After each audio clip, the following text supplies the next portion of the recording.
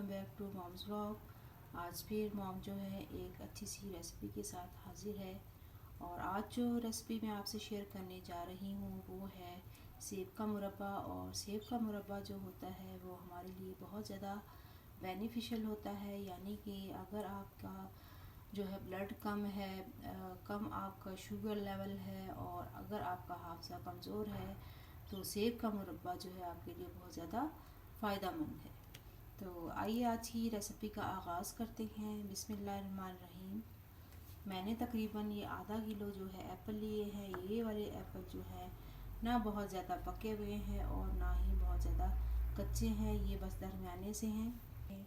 इसके बाद आधा किलो अगर मेरे पास एप्पल है तो आधा किलो ही मैंने शुगर ली है और इसमें मैंने 2-3 इलायचियाँ ली हैं और उनको मैंने दरदरा सा पीस लिया है। यानी कि बहुत ज़्यादा इसका बारीक पाउडर नहीं बनाया और इसमें से छिलके सारे निकाल दिए। इसके बाद हमने क्या करना है, हमने जो है इसकी चाशनी बना लेनी है। तो आइए हम पहले इसकी चाशनी बनाते हैं। और जब तक हम इसकी चाशनी बनाएंगे उसी दौरान हमने इनको छील लेना है। जी, शीरा बनाने के लिए आपने आधा किलो पानी लेना है और आधा किलो ही हमने उसमें शुगर ऐड कर देनी है और इसको हमने जो है हल्की आंच पे पकने देना है। और उसके साथ ही हमने जो है इसके अंदर इलायची जो हमने पीसी थी वो डाल देनी है और हमने थोड़ा सा बिल्कुल इसमें कलर डालना है। ये ऑप्शनल है, अगर आप चाहते हैं कि हम इसमें कलर डालें तो डाल लें, वरना आप इसको स्किप कर सकते हैं। बिल्कुल थोड़ा सा, ये देखिए इतना सा मैंने कलर लिया है और आप अगर चाहें तो इसका आप स्किप भी कर सकते हैं। इसको जो है आप हल्की आंच पे पकने दें ताकि हमारी जो शुगर है वो अच्छे तरीके से डिज़ोल्व हो जाए और हमारा जो है इसका शीरा यानी चाशनी इसकी रेडी हो जाए।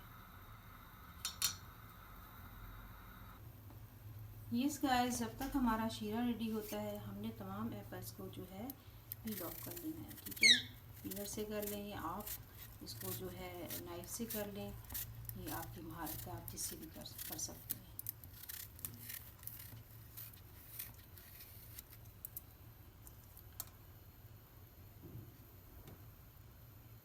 इसी दौरान आपने एक पैन में पानी लेना है और इतना पानी उसमें डालें जिसमें कि आपके एप्पल्स डिप हो जाएं। इसमें आपने ऐड कर देना है थोड़ा सा नमक। नमक को आप हिला दें इसको ताकि इसके अंदर डिज़ोल्व हो जाए। इस एप्पल्स को आप इस तरह फुल शेप में भी रख सकते हैं और इसको आप पीस करके भी डाल सकते हो। तो मुझे तो इस तरह पीसीस पसंद है तो मैंने इसको काट के इस तरह डाल दिया है। लेकिन अगर आप इसको फुल फॉर्म में रखेंगे तो आपने जो इसका सेंटर है इसको भी आपने नाइफ से जो है बस इसका खाली सेंटर को आपने निकालना है और यहाँ से भी बैक साइड से भी आप ये जो पार्ट है आपने इसका रिमूव कर देना है। ठीक है, क्योंकि खाते हुए फिर ये जो है अच्छा नहीं लगता है। और इस तरह भी आप इसको डिप कर सकते हैं। शीरा देखें जी हमारा थोड़ा रेडी होने वाला है और काफ़ी हद तक शुगर इसमें डिज़ोल्व हो गई है और बाकी थोड़ी देर में हो जाए। यस गाइस, ये देखिए मैंने सारे एप्पल्स को कट करके नमक वाले पानी में इनको डिप कर दिया है और तकरीबन 20 मिनट मैंने इनको इसमें डिप रखा है। और इसके बाद जो है हमारा जो शीरा है वो भी आप देखें रेडी हो चुका है। तो अब हमने इन सब को जो है इस शीरे में डाल देना है। लेकिन ये याद रखें कि नमक वाला पानी हमने इसमें ऐड नहीं करना। जस्ट आपने इसमें से एप्पल जो है वो निकाल के आपने इसके अंदर ऐड करने हैं।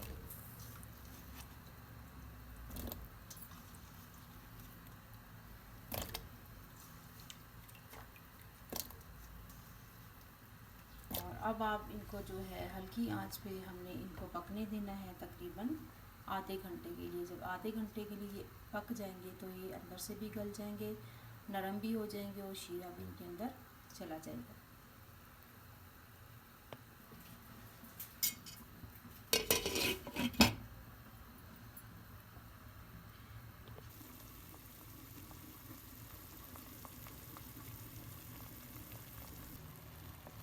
यस गाइस, ये देखिए मुरब्बा तकरीबन हमारा डन है और इसमें जो एप्पल है हमारा मुरब्बा जो है रेडी हो चुका है। देखेंगे हमारे एप्पल ने कलर भी चेंज कर लिया हुआ है और ये अभी बिल्कुल सॉफ्ट है। आराम से देखेंगे, मैंने इसको कांटे से उठा लिया है।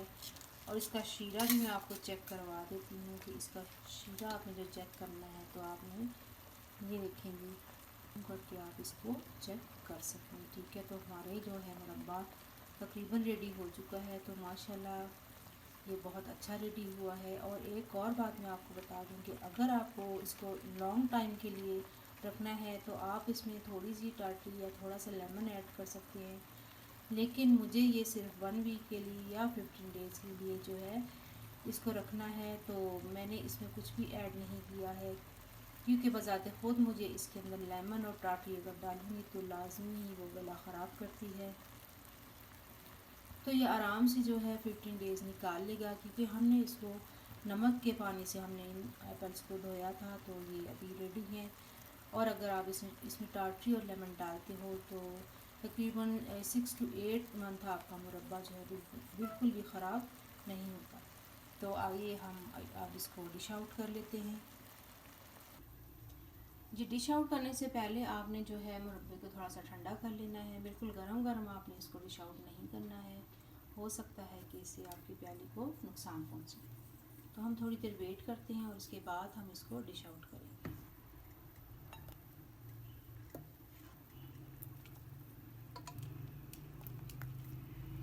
इसको डिश आउट करना है आपने और शीरा सारा आपने इसके अंदर डाल देना है। इसको शीरे के बगैर आपने नहीं रखना है, क्योंकि ये अगर लंबे अरसे तक आपने इसको रखना है तो ये शीरे के अंदर ही डिप रहेगा और उसी के अंदर ये फ्रेश भी रहेगा।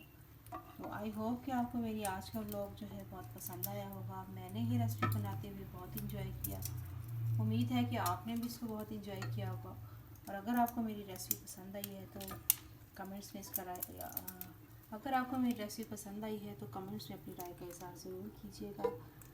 इसको लाइक कीजिएगा, सब्सक्राइब कीजिएगा और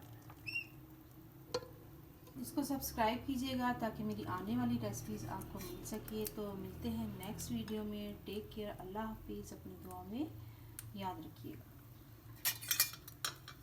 लेट मी चेक, इसको एक बार और चेक कर लेते हैं। ये देखें जी, बहुत सॉफ्ट, ये देखें जी, बहुत ज़्यादा सॉफ्ट बना है हमारा मुरब्बा, बिल्कुल रेडी है। और ये जब बिल्कुल ठंडा हो जाएगा अंदर, ये बिल्कुल परफेक्ट होगा। और ये बिल्कुल